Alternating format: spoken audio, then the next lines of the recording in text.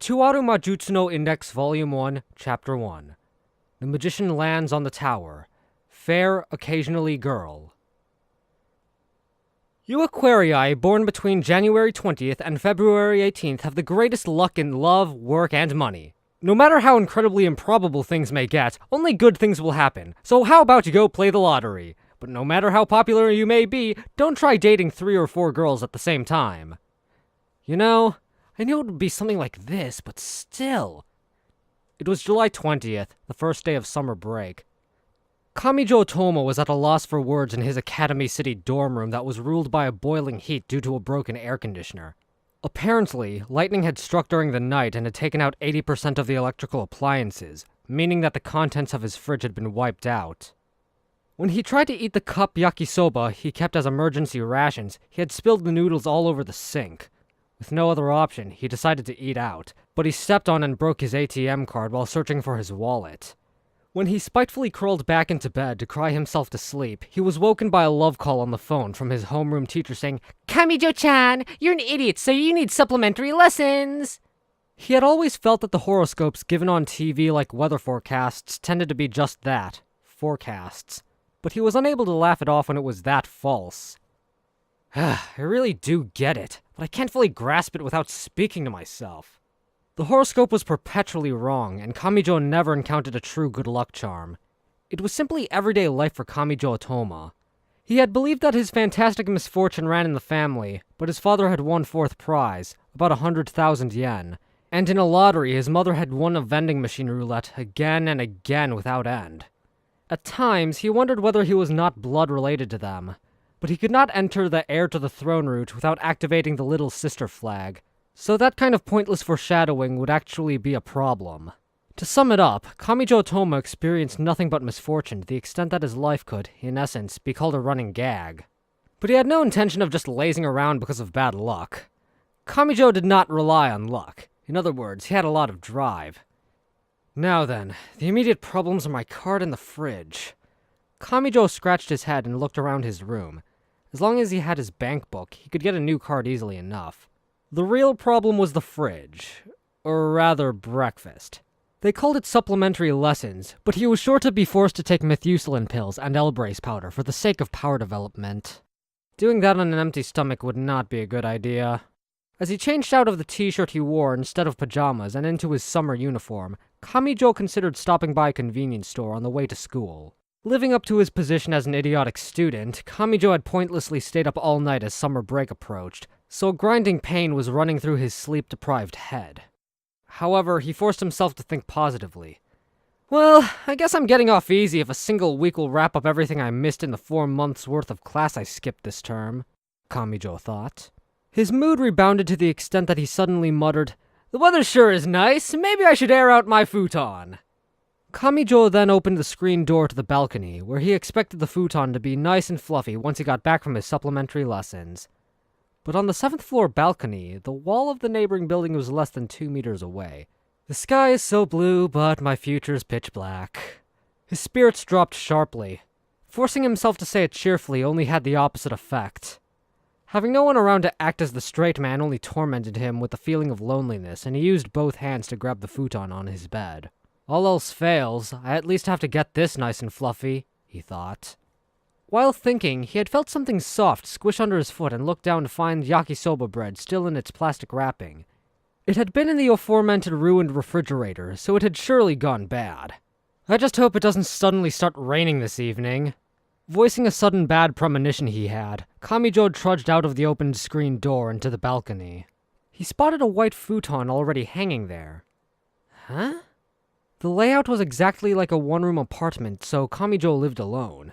As such, no one besides Kamijo Otoma would hang a futon over the railing of his room's balcony. When he looked closer, he realized it was not a futon at all, but a girl wearing white clothes. The real futon fell from his hands. It was a mystery. In fact, it was nonsensical. As if she had exhaustedly collapsed across a metal rod, the girl had her waist pressed up against the balcony railing, and her body bent such that her arms and legs were dangling straight down. Her age was about 14 or 15. She looked about a year or two younger than Kamijo. She must have been foreign because her skin was pure white and her hair was, well, no silver. Her hair was rather long, so it completely covered her clothes. What? It's a real sister. The nun kind, not the sibling kind. Was habit the term for what she wore? It was that outfit that you'd expect to see on a nun in a church. Her clothes looked a bit like a long dress that reached her ankles, and she wore a one-piece hood over her head that was a bit different from a hat. However, while a normal nun's habits were jet black, hers was pure white. Was it made of silk? Also, at the important points of the outfit, embroideries made of gold and thread were sewn in. Kamijo could not believe just how the impression given by the same design could change by altering the color scheme. What he saw reminded him of a nouveau riche teacup.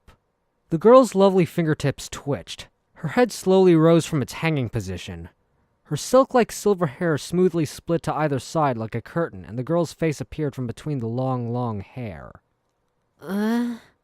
The girl's face was relatively cute. Her white skin and green eyes were a new experience for someone with zero overseas experience like Kamijo, and she somehow seemed like a doll to him. However, that was not what had left Kamijo so flustered. She was a foreigner, and Kamijo Toma's English teacher had suggested he take a lifelong policy of avoiding foreigners. If someone from some strange country suddenly started talking on and on to him, he would likely end up buying a down comforter without even realizing it. The girl's cute but slightly dried lips slowly moved. Kamijo thoughtlessly took a step or two back. With a squish, he stepped on the yakisoba bread once more. I'm hungry. For an instant, Kamijo thought he was so dim-witted that his mind had automatically substituted the foreign language he had heard with Japanese. Similar to how dim elementary school kids would give ridiculous lyrics to songs that they did not know the real lyrics to. I'm hungry. I'm hungry. How many times do I have to tell you that I'm hungry? The silver-haired girl seemed to get a little irate at how Kamijo just stood there, frozen. No, that settles it. This can't be anything other than Japanese, he thought. He said as he stared at the girl draped over the balcony railing. What? Are you trying to say that you collapsed from exhaustion or something? You could also say I have collapsed and I'm about to die. The girl could speak Japanese really well. It would be great if you could feed me enough food to fill me up. Kamijo looked down at the squished and likely spoiled yakisoba pan still in its wrapper at his feet. He had no idea what was going on, but knew he would be better off not getting involved.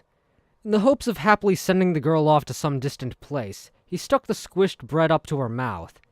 He was sure she would run off once she caught a whiff of the sour smell, so he meant it as something similar to a chazuke being offered to a guest one wanted to leave in Kyoto. Thank you, it's time to eat. Her mouth engulfed it along with the wrapping, Kamijo's arm included.